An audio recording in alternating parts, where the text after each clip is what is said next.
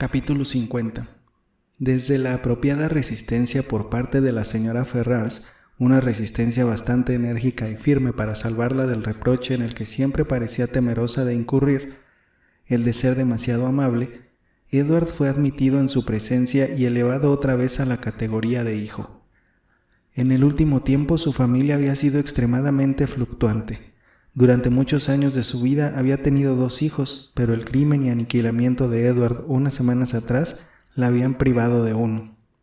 El similar aniquilamiento de Robert la había dejado durante 15 días sin ninguno, y ahora, con la resurrección de Edward, otra vez tenía uno. Edward, sin embargo, a pesar de que nuevamente se le permitía vivir, no sintió segura la continuación de su existencia hasta haber revelado su actual compromiso,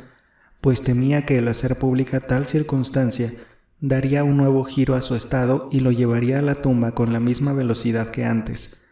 Lo reveló entonces con recelosa cautela y fue escuchado con inesperada rapidez. Al comienzo la señora Ferrars intentó razonar con él para disuadirlo de casarse con la señorita Dashwood, recurriendo a todos los argumentos a su alcance. Le dijo que en la señorita Morton encontraría una mujer de más alto rango y mayor fortuna, y reforzó tal afirmación observando que la señorita Morton era hija de un noble y dueña de 30,000 libras, mientras la señorita Dashwood solo era la hija de un caballero particular y no tenía más de 3,000. Pero cuando descubrió que Edward estaba perfectamente de acuerdo con lo certero de su exposición, no tenía ninguna intención de dejarse guiar por ella, juzgó más sabio, dada la experiencia del pasado, someterse, y así, tras la displicente demora que le debía a su propia dignidad y que se le hacía necesaria para prevenir cualquier sospecha de benevolencia, promulgó su decreto de consentimiento al matrimonio de Edward y Elinor.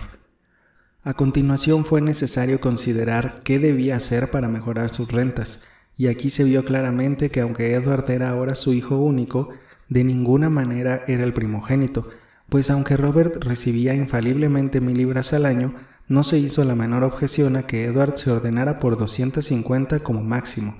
Tampoco se prometió nada para el presente ni para el futuro más allá de las mismas 10,000 libras que habían constituido la dote de Fanny. Eso, sin embargo, era lo que Edward y Elinor deseaban, y mucho más de lo que esperaban, y la señora Ferrars, con sus evasivas excusas, parecía la única persona sorprendida de no dar más.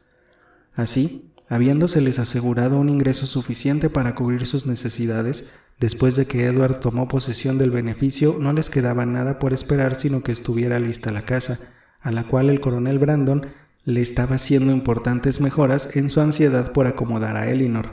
y tras esperar algún tiempo que las completaran, tras experimentar, como es lo habitual, las 1000 desilusiones y retrasos de la inexplicable lentitud de los trabajadores, Elinor, como siempre, quebrantó la firme decisión inicial de no casarse hasta que todo estuviera listo, y la ceremonia tuvo lugar en la iglesia de Barton a comienzos de otoño. Pasaron el primer mes después de su matrimonio en la casa solariega, desde donde podían supervisar los progresos en la rectoría y dirigir las cosas tal como las querían en el lugar mismo. Podían elegir el empapelado, planificar dónde plantar grupos de arbustos y diseñar un recorrido hasta la casa. Las profecías de la señora Jennings, aunque algo embarulladas, se cumplieron en su mayor parte. Pudo visitar a Edward y a su esposa en la parroquia para el día de San Miguel y encontró en Elinor y su esposo, tal como lo pensaba, una de las parejas más felices del mundo. De hecho, ni a Edward ni a Elinor les quedaban deseos por cumplir, salvo el matrimonio del coronel Brandon y Marianne y pastos algo mejores para sus vacas. Recibieron la visita de casi todos sus parientes y amigos en cuanto se instalaron. La señora Ferrars acudió a inspeccionar la felicidad que casi le avergonzaba haber autorizado, y hasta los Dashwood incurrieron en el gasto de un viaje desde Sussex para hacerles los honores. «No diré que estoy desilusionado, mi querida hermana», dijo John, mientras paseaban juntos una mañana ante las rejas de la casa de Delaford. «Eso sería exagerar, puesto que tal como son las cosas, en verdad has resultado una de las mujeres más afortunadas del mundo, pero confieso que me daría gran placer poder llamar hermano al coronel Brandon. Sus bienes en este lugar, su propiedad, su casa, todo tan admirable, tan en magníficas condiciones, y sus bosques. En ninguna parte de Dorsetshire he visto madera de tal calidad como la guardada ahora en los cobertizos de Delaford, y aunque quizá María no sea exactamente la persona capaz de atraerlo, Pienso que sería en general aconsejable que la invitaras muy seguido a quedarse contigo, pues como el coronel Brandon parece pasar mucho tiempo en casa, imposible decir lo que podría ocurrir. Cuando dos personas están mucho juntas y no ven mucho a nadie más, y siempre estará en tus manos hacer resaltar su mejor lado. Y todo eso, en fin, bien puedes ofrecerle una oportunidad, tú me entiendes. Pero aunque la señora Ferrars sí vino a verlos y siempre los trató con un fingido afecto decoroso, nunca recibieron el insulto de su verdadero favor y preferencias. Eso se lo habían ganado la insensatez de Robert y la astucia de su esposa, y lo habían conseguido antes de que hubieran transcurrido muchos meses. La egoísta sagacidad de Lucy, que al comienzo había arrastrado a Robert a tal embrollo, fue el principal instrumento para librarlo de él, pues apenas encontró la más pequeña oportunidad de ejercitarlas, su respetuosa humildad, sus asiduas atenciones e interminables zalamerías reconciliaron a la señora Ferrars con la elección de su hijo y la reinstalaron completamente en su favor. Todo el proceder de Lucy en este asunto y la prosperidad con que se vio coronado pueden así exhibirse como un muy estimulante ejemplo de lo que una intensa, incesante atención a los propios intereses, por más obstáculos que parezca tener el camino hacia ellos, podrá hacer para lograr todas las ventajas de la fortuna sin sacrificar otra cosa que tiempo y conciencia. La primera vez que Robert buscó verla y la visitó en Bartlett's Buildings, su única intención era la que su hermano le atribuyó. Solo quería convencerla de desistir del compromiso, y como el único obstáculo que imaginaba posible era el afecto de ambos, lógicamente esperaba que una o dos entrevistas bastarían para resolver el asunto. En ese punto, sin embargo, y solo en ese, se equivocó, pues aunque Lucy muy luego lo hizo confiar en que, a la larga, su elocuencia la convencería, siempre se necesitaba otra visita, otra conversación para lograr tal convencimiento. Al separarse, siempre subsistían en la mente de ella algunas dudas que solo podían aclararse con otra conversación de media hora con él. De esta manera se aseguraba una nueva visita y el resto siguió su curso natural. En vez de hablar de Edward, paulatinamente llegaron a hablar solo de Robert, un tema sobre el cual él siempre tenía más que decir que sobre el otro, y en el cual ella pronto mostró un interés que casi se equiparaba a la de él. Y en pocas palabras, rápidamente fue evidente para ambos que él había suplantado por completo a su hermano. Estaba orgulloso de su conquista, orgulloso de jugarle una mala pasada a Edward, y muy orgulloso de casarse en privado sin el consentimiento de su madre. Ya se sabe lo que siguió de inmediato. Pasaron algunos meses muy felices en Dawlish, pues ella tenía muchos parientes y viejos conocidos con quienes deseaba cortar, y él dibujó muchos planos para magníficas casas de campo. Y cuando desde allí volvieron a la ciudad, obtuvieron el perdón de la señora Ferrars con el sencillo expediente de pedírselos, pero adoptado a instancias de Lucy. En un principio, como es lógico, el perdón alcanzó únicamente a Robert, y Lucy, que no tenía ninguna obligación con su suegra, y por tanto no había transgredido nada, permaneció unas pocas semanas más sin ser perdonada, pero la perseverancia en un comportamiento humilde, más mensajes donde asumía la culpa por la ofensa de Robert y gratitud por la dureza con que era tratada, le procuraron con el tiempo un altanero reconocimiento de su existencia que la abrumó por su condescendencia y que luego la condujo a pasos muy rápidos al más alto estado de afecto e influencia. Lucy se hizo tan necesaria a la señora Ferrars como Robert o Fanny, y mientras Edward nunca fue perdonado de todo corazón por haber pretendido alguna vez casarse con ella, y se referían a Elinor, aunque superior a Lucy en fortuna y nacimiento, como una intrusa, ella siempre fue considerada y abiertamente reconocida como una hija favorita.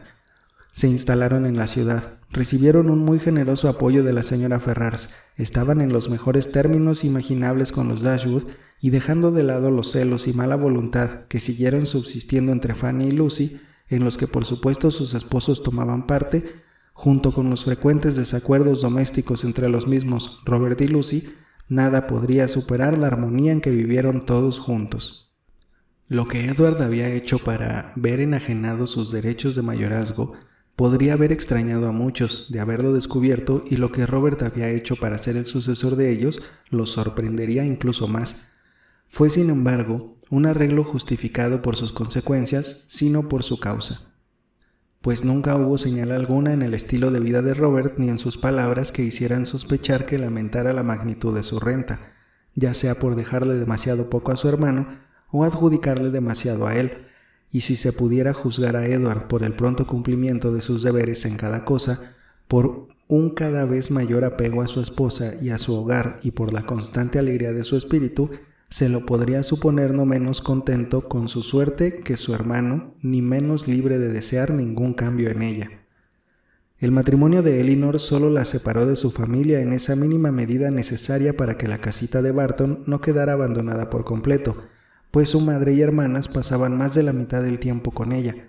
Las frecuentes visitas de la señora Dashwood a Delaford estaban motivadas tanto por el placer como por la prudencia, pues su deseo de juntar a Marianne y al coronel Brandon era apenas menos acentuado, aunque algo más generoso, que el manifestado por John. Era ahora su causa preferida. Por preciada que le fuera la compañía de su hija, nada deseaba tanto como renunciar a ella en bien de su estimado amigo, y ver a Marianne instalada en la casa solariega era también el deseo de Edward y Elinor. Todos se condolían de las penas del coronel y se sentían responsables por aliviarlas, y Marianne, por consenso general, debía ser el consuelo de todas ellas. Con tal alianza en su contra, con el íntimo conocimiento de la bondad del coronel, con el convencimiento del enorme afecto que él le profesaba, que finalmente, aunque mucho después de haberse hecho evidente para todos los demás, se abrió paso en ella, ¿qué podía hacer? Marianne Dashwood había nacido destinada a algo extraordinario. Nació para descubrir la falsedad de sus propias opiniones y para impugnar con su proceder sus máximas favoritas. Nació para vencer un afecto surgido a la edad de 17 años y sin ningún sentimiento superior a un gran aprecio y una profunda amistad. Voluntariamente le entregó su mano a otro, y ese otro era un hombre que había sufrido no menos que ella con ocasión de un antiguo afecto, a quien 2 años antes había considerado demasiado viejo para el matrimonio y que todavía buscaba proteger su salud con una camiseta de franela. Pero así ocurrieron las cosas. En vez de sacrificada a una pasión irresistible, como alguna vez se había enorgullecido en imaginarse a sí misma, incluso en vez de quedarse para siempre junto a su madre con la soledad y el estudio como únicos placeres, según después lo había decidido al hacerse más tranquilo y sobrio en su juicio, se encontró a los 19 años sometiéndose a nuevos vínculos, aceptando nuevos deberes, instalada en un nuevo hogar, esposa, ama de casa y señora de una aldea. El coronel Brandon era ahora tan feliz como todos quienes lo querían creían que merecía serlo. En Marianne encontraba el consuelo a todas sus aflicciones pasadas. Su afecto y su compañía le reanimaban la mente y devolvieron la alegría a su espíritu. Y que Marianne encontraba su propia felicidad en hacerla de él, era algo indudable para cada amigo que la veía y que a todos deleitaba. Marianne nunca pudo amar a medias y con el tiempo le llegó a entregar todo su corazón a su esposo, como lo había hecho una vez con Willoughby. Willoughby no pudo escuchar del matrimonio de Marianne sin sentir una punzada de dolor, y pronto su castigo estuvo completo con el voluntario perdón de la señora Smith, la cual, al declarar que debía agradecer su clemencia al matrimonio con una mujer de carácter, le dio motivos para pensar que, si hubiera procedido honorablemente con Marianne, podría haber sido al mismo tiempo feliz y rico. No debe ponerse en duda la sinceridad del arrepentimiento por su mal proceder que le había acarreado su propio castigo, ni tampoco que durante mucho tiempo pensó en el coronel Brandon con envidia y en Marianne con nostalgia, pero no hay que esperar que quedara por siempre desconsolado, que huyera de la sociedad o contrajera un temperamento habitualmente sombrío o que muriera con el corazón roto, porque nada de eso ocurrió. Vivió esforzándose y a menudo divirtiéndose. No siempre su esposa estaba de mal humor ni su hogar falto de comodidades, y en sus criaderos de perros y caballos y en todo tipo de deportes encontró un grado no despreciable de felicidad doméstica. Por Marianne, sin embargo, a pesar de la descortesía de haber sobrevivido a su pérdida, siempre mantuvo ese decidido afecto que lo hacía interesante en todos sus asuntos y que lo llevó a transformarla en su secreta pauta de perfección femenina. Y así, muchas beldades prometedoras terminaron desdeñadas por él después de algunos días, como sin punto de comparación con la señora Brandon. La señora Dashwood tuvo la suficiente prudencia de quedarse en la cabaña, sin intentar un traslado a Delaford, y afortunadamente para Sir John y la señora Jennings, en el momento en que se vieron privados de Marianne, Margaret había llegado a una edad muy apropiada para bailar y que ya podía permitir se le pusieran enamorados.